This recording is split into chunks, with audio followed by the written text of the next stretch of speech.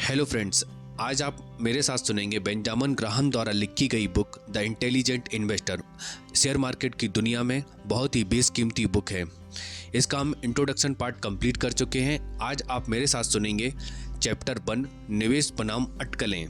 क्या आप जानते हैं कि न्यूयॉर्क स्टॉक एक्सचेंज पर हमेशा क्लोजिंग बेल बजते ही बिना किसी खास वजह के दलाल खुशी के मारे झूमने लगते हैं, क्योंकि जब भी आप व्यापार करते हैं तब वे पैसा बनाते हैं। चाहे आपने ट्रेडिंग की हो या नहीं, आप निवेश के बजाय अटकलें के द्वारा अपनी वेल्थ को कम करते हैं, बल्कि अपने हालातों से किसी और को बढ़ाते हैं। ग्राहम की निवेश की परिभाषा स्पष्ट है। निवेश पूरी तरह से विश्लेषण, प्रिंसिपल और एक पर्याप्त रिटर्न की सुरक्षा का वादा करता है।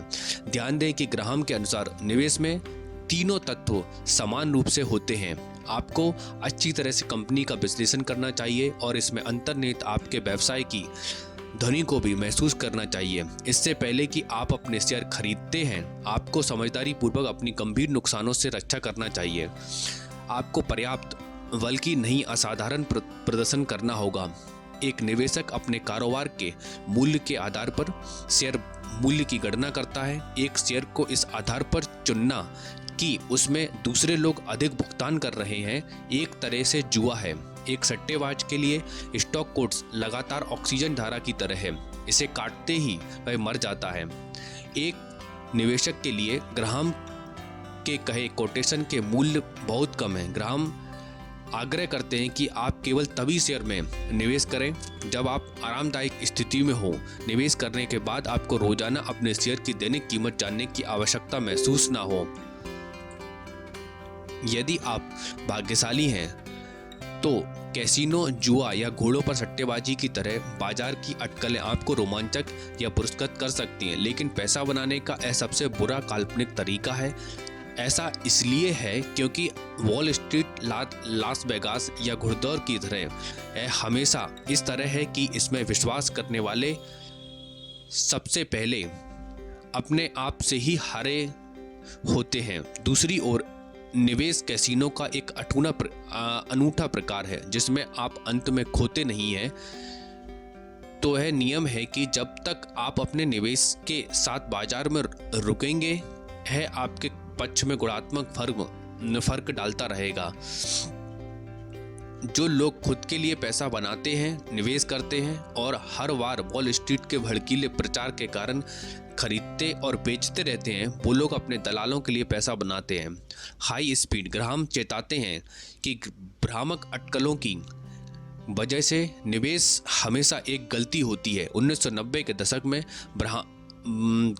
भ्रम ने सामूहिक विनाश का नेतृत्व किया था। ऐसा लगता था जैसे हर किसी का धैर्य खत्म हो गया है और अमेरिकी अटकलों का राष्ट्र बन गया। ट्रेडर्स एक शेयर से दूसरे शेयर की खरीद फरोख्त इस तरह से कर रहे थे जैसे अगस्त के महीने में घास के मैदान के चारों ओर टिड्डी दल मंडराता रहता है। लोगों ने यह विश्वास करना शुरू कर दिया था कि एक निवेश तकनीक का परीक्षण यह था कि यह काम कर रहा है।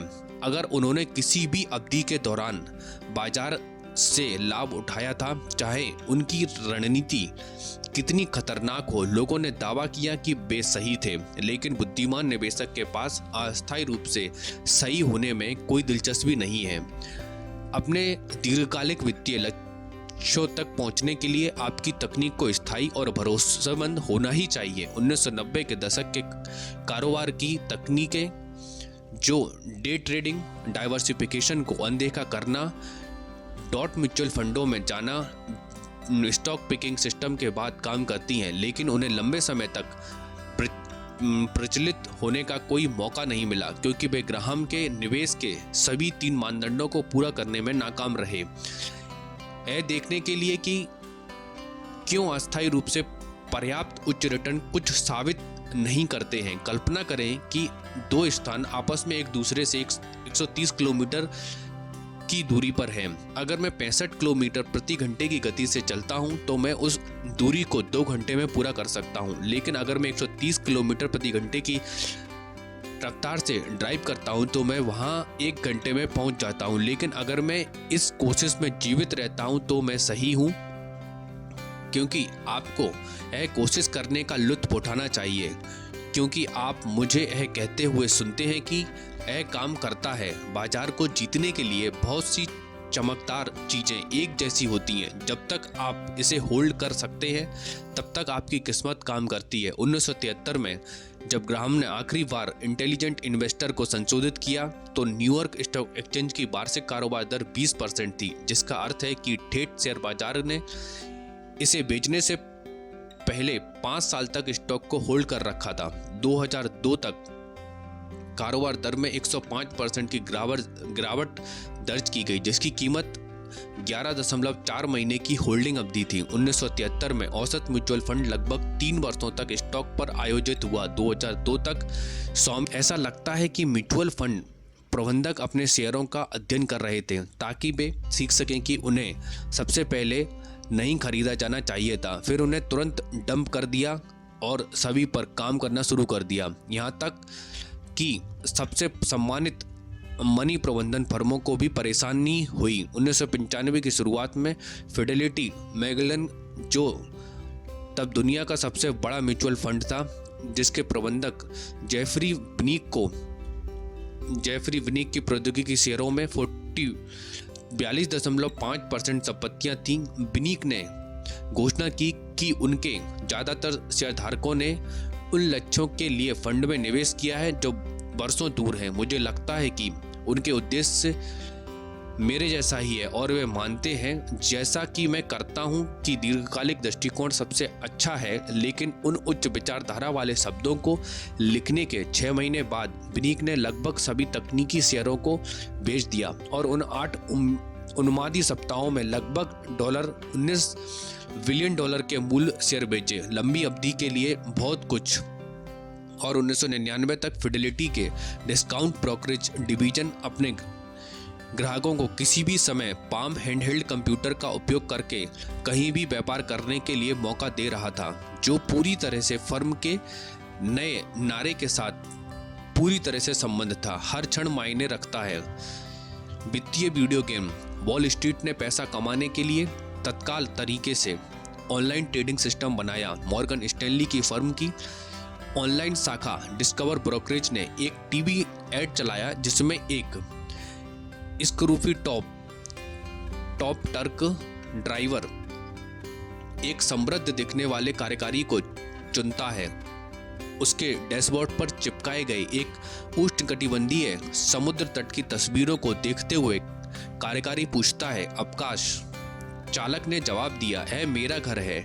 ठीक है, सूट पहना आदमी कहता है, यह एक द्वीप की तरह दिखता है। ड्राइवर जवाब देता है, तकनीकी रूप से यह एक देश है।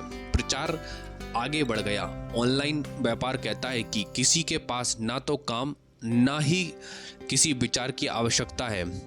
Online brokerage. अमेरिट्रेड के एक टेलीविजन विज्ञापन ने 2 गृहिणियों को जॉगिंग से वापस आते हुए दिखाया। एक ने अपने कंप्यूटर पर लॉग ऑन करती है, माउस को कई बार क्लिक करती है और उत्साहित होकर, मुझे लगता है कि मैंने अभी लगभग $1700 कमाए हैं। वाटर हाउस ब्रोकरेज फर्म के टीवी विज्ञापन में किसी ने बास्केटबॉल कोच फिल जैक्सन से पूछा, आप इसके बारे में कुछ जानते हैं? उसका जवाब, मैं इसे अभी बनाने जा रहा हूँ। वे किसी भी तरह दूसरी टीम के बारे में कुछ भी नहीं जानते, लेकिन कह रहे थे, मैं अभी खेलने के लिए तैयार हूँ। 1999 तक कम से कम 6 मिलियन लोग ऑनलाइन व्यापार कर रहे थे और उनमें से 10वां हिस्सा तीव्र गति से स्टॉक खरीदने और बेचने के लिए इंटरनेट का उपयोग करके डे ट्रेडिंग कर रहा था। क्यूवेंस न्यूयॉर्क में 25 वर्षीय पूर्व वेटर सोबिज डेवा बारबरा स्टरसेंड से निकोलस बिरवास के सभी लोग लाइव कोयलों के स्टॉक भर रहे थे। इससे पहले बीरवास ने निंदा की, मैं लंबी अवधि के लिए निवेश कर रहा था और मुझे पता चला कि यह स्मार्ट नहीं था। अब बीरवास ने दिन में 10 बार शेयरों का कारोबार किया और 1 साल में $1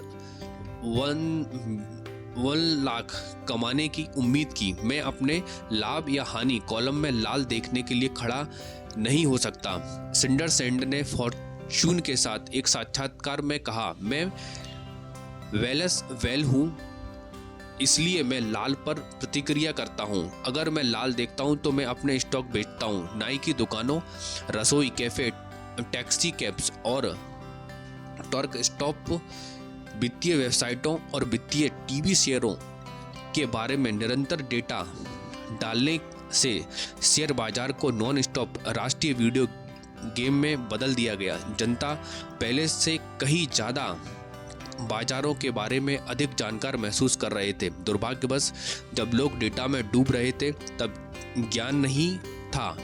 उन कंपनियों के स्टॉक पूरी तरह से खत्म हो गए जिन्होंने उन्हें जारी किया था। आवाज ट्रंक्शन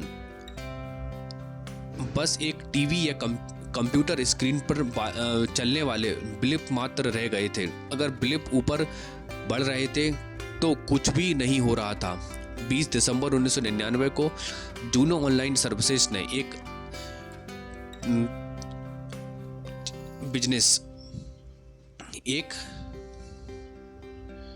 बिजनेस प्लान का शुभारंभ किया जिससे उसे संभवतः कुछ नुकसान होना निश्चित था। जूनो ने घोषणा की कि अब से यह अपनी सभी खुदरा सेवाओं को ईमेल के द्वारा निःशुल्क प्रदान करेगा। वह इंटरनेट एक्सेस के लिए कोई शुल्क नहीं लेगा और अगले वर्ष विज्ञापन पर लाखों डॉलर खर्च करेगा। कॉर्पोरेट हर की इस घोषणा पर जूनो का शेयर 2 दिन में $16 से बढ़कर $66 हो गया। व्यवसाय को सीखना क्यों फायदेमंद था, या यह क्यों आवश्यक था कि कंपनी द्वारा क्या उत्पादित सामान या सेवाएं कैसी थी, या उसका प्रबंधन कैसा था, या कंपनी का नाम क्या था। आपको स्टॉक के बारे में जानने की जरूरत थी। उनके प्रतीकों का आकर्षक कोड था CVLT, INKT, PCLN, TGLO, BRSN, WVVN।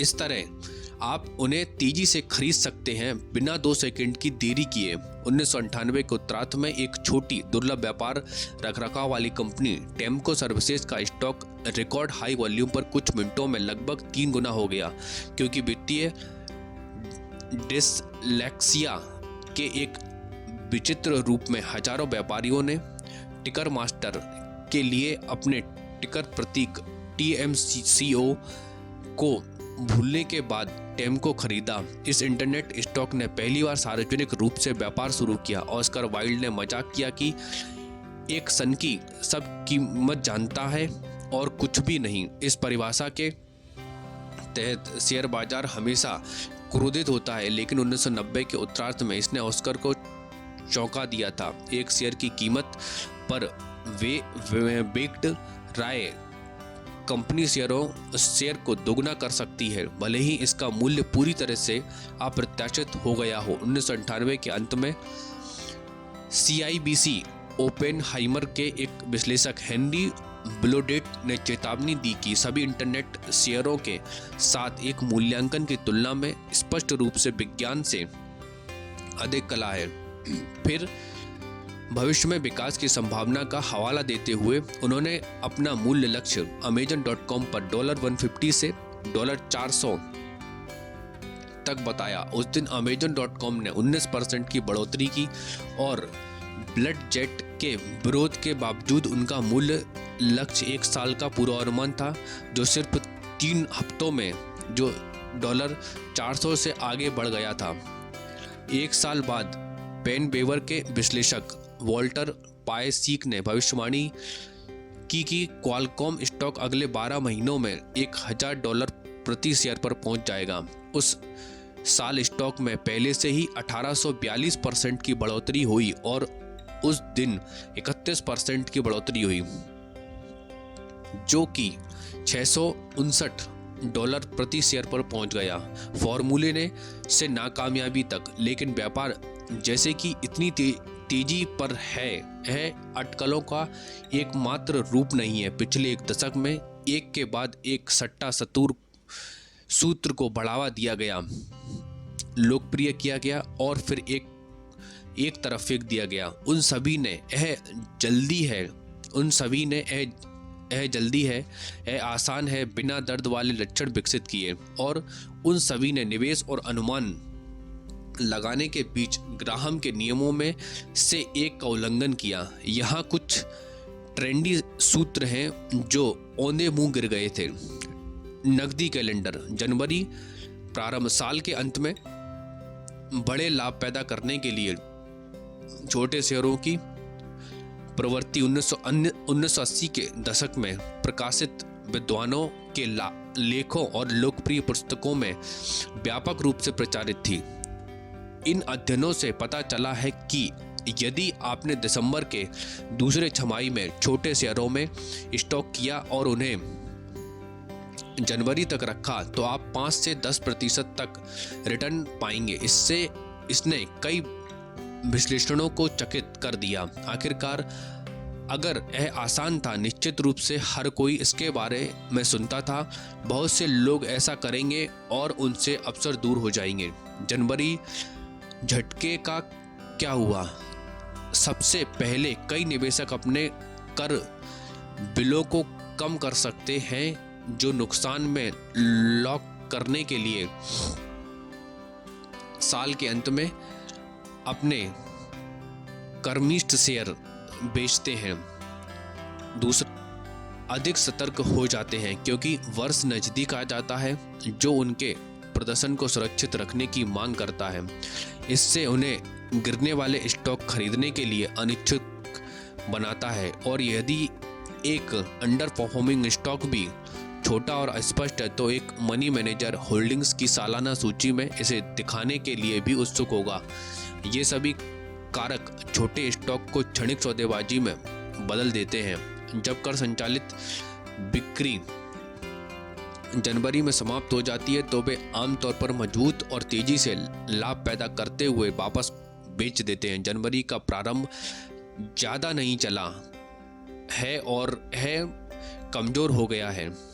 Rochester विश्वविद्यालय के वित्त प्रोफेसर विलियम स्वार्ट के मुताबिक यदि आपने दिसंबर के आखिर में छोटे शेयर खरीदे थे और उन्हें जनवरी के शुरू में बेच दिया था तो 1980 से 1989 तक 4.4 अंक से 8.5% अंक तक आपने बाजार से लाभ लिया होगा, और 1990 से 2001 तक 5.8 अंक तक। जैसा कि जनवरी के प्रारंभ के बारे में अधिक लोगों ने सीखा, अधिक व्यापारियों ने दिसंबर में छोटे शेयर खरीदे, जिससे उन्हें सौदा कम किया और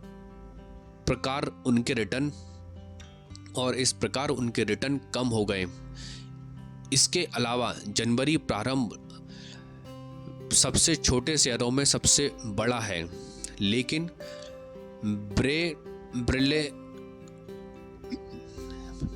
ब्रिलेक्सेज ग्रुप के अग्रणी प्राधिकरण प्लेक्सस ग्रुप के मुताबिक ऐसे छोटे स्टॉक खरीदने और बेचने की कुल लागत आपके निवेश का 8% तक बढ़ सकती है।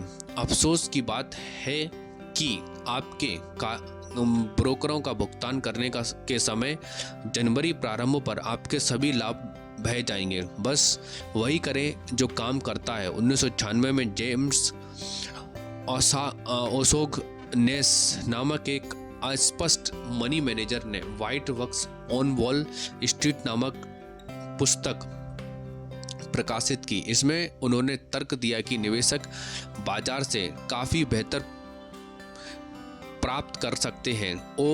सोगनेसी ने एक शानदार दावा किया। 1954 से 1994 तक आप $10,000 से $8,74,504 तक कर सकते थे। बाजार से 10 गुना से अधिक यानी 18.2% औसत वार्षिक रिटर्न से उच्चतम एक साल के रिटर्न के साथ 50 शेयरों की बकेट खरीदकर कमाई के 5 सीधे साल और अपने कॉर्पोरेट राजस्व में 1.5 गुना से भी कम कीमतें साझा करें।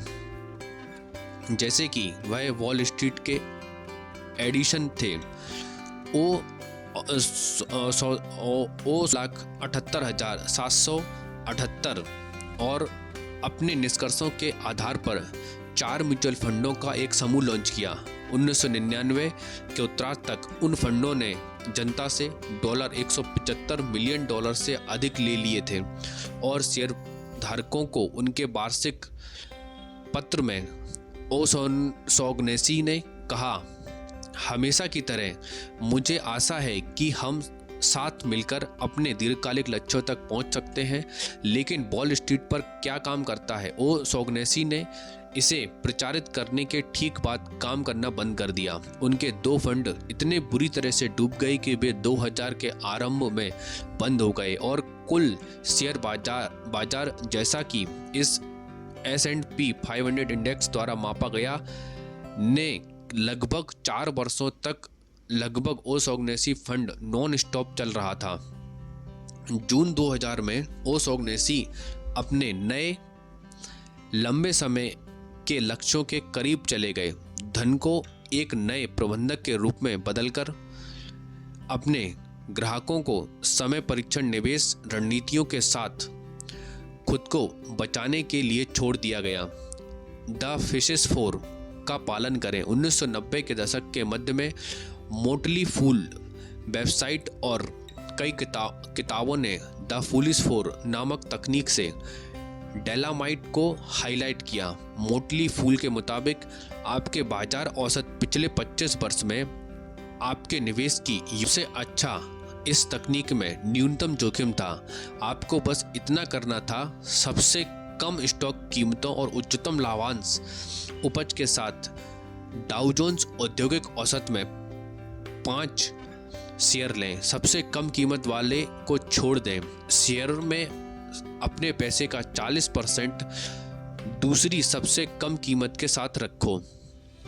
3 शेष शेयरों में से प्रत्येक में 20% रखो। 1 साल बाद डॉप को वैसे ही शॉर्ट करें और चरण 1 से 4 के अनुसार पोर्टफोलियो को रीसेट करें। अमीर बनने तक इसे दोहराते रहें। 25 साल की अवधि में मोटली फूल ने दावा किया कि इस तकनीक ने सालाना उल्लेखनीय 10.1% अंक से बढ़ोतरी हासिल की है। अगले 2 दशकों में उन्होंने सुझाव दिया कि द फूलिश 4 में $20,000 का होना चाहिए। आइए मान लें कि क्या है रणनीति ग्राहम की निवेश की परिभाषाओं को पूरा कर सकती है। किस तरह का गहन विश्लेषण स्टॉक को एकल सबसे आकर्षक मूल्य और लाभांश के साथ छोड़ने का औचित्य साबित कर सकता है, लेकिन उन 4 चरणों के साथ आपके पैसे का 40% केवल एक स्टॉक में कैसे न्यूनतम जोखिम डाल सकता है और प्रिंसिपल की सुरक्षा प्रदान करने के लिए केवल 4 शेयरों का पोर्टफोलियो कितना विविधतापूर्ण हो सकता है। संक्षेप में, कभी भी सबसे अधिक कॉकमामी स्टॉक पिकिंग फार्मूला में से एक था। मूर्खों ने ओशोगनेसी के समान गलती की। यदि आप बड़ी मात्रा में डेटा को काफ़ी देर तक देखते हैं तो पैटर्न की एक बड़ी संख्या उभरकर सामने आएगी। अकेले यादृच्छिक भाग्य से कंपनियां जो औसत स्टॉक रिटर्न का उत्पादन करती हैं उनमें बहुत सारी चीज़ें आम होंगी, लेकिन जब तक उन कारकों से शेयरों का प्रदर्शन नहीं हो जाता है तब तक भविष्य में रिटर्न की भविष्यवाणी करने के लिए उनका उपयोग नहीं किया जा सकता है।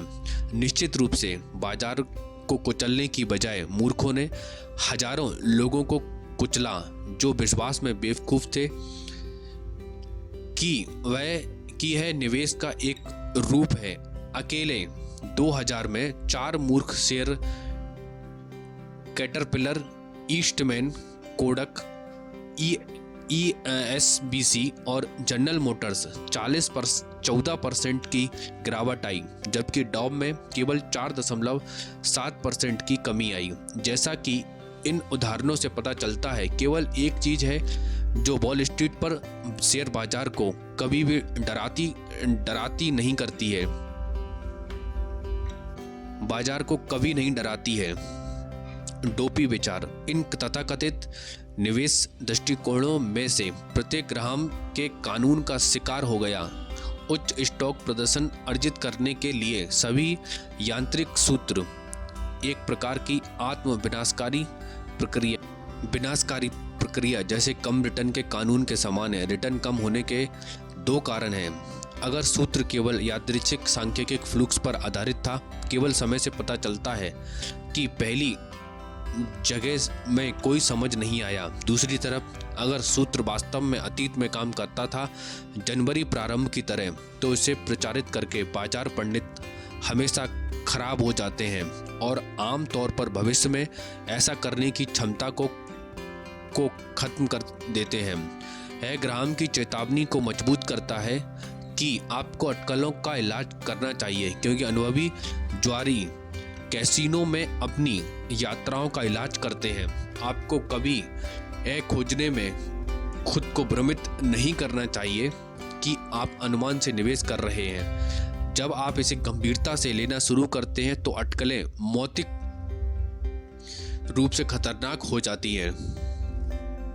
जब आप इसे गंभीरता से लेना शुरू करते हैं तो अटकलें खतरनाक हो जाती हैं। आपको उस राशि पर सख्त सीमाएं डालनी चाहिए जो आप दाव लगाने के इच्छुक हैं, जैसा कि समझदार जुआरी करते हैं। कैसीनो में $100 से भी कम लेकर जाएं और अपने बाकी के पैसे को अपने होटल के कमरे में सुरक्षित रूप से बंद कर दें। बुद्धिमान निवेशक अपने कुल पोर्टफोलियो का एक छोटा सा हिस्सा पागल धन खाते के रूप में रखते हैं। हम में से अधिकांश के लिए हमारी कुल संपत्ति का 10% सट्टा जोखिम पर अधिकतम स्वीकार्य राशि है। अपने निवेश खातों में जो कुछ भी है उसके साथ अपने सट्टा खाते में धन को कभी भी ना जोड़ें। कभी भी अपनी सट्टा सोच को अपनी निवेश गतिविधियों में फैलाने की अनुमति ना दें और अपने पागल धन खाते में 10% से अधिक संपत्तियों को कभी भी ना डालें। इससे कोई फर्क नहीं पड़ता कि क्या होता है। बेहतर या बदतर के लिए जुआ वृत्ति मानव प्रकृति का हिस्सा है, इसलिए अधिकांश लोगों के लिए इसे दबाने की कोशिश करना व्यर्थ है। लेकिन आपको इसे सीमित और संयोजित करना होगा। यह सुनिश्चित करने का एकमात्र सबसे अच्छा तरीका है कि आप कभी भी निवेश के साथ भ्रमित अटकलों में खुद को मूर्ख नहीं बनाएंगे।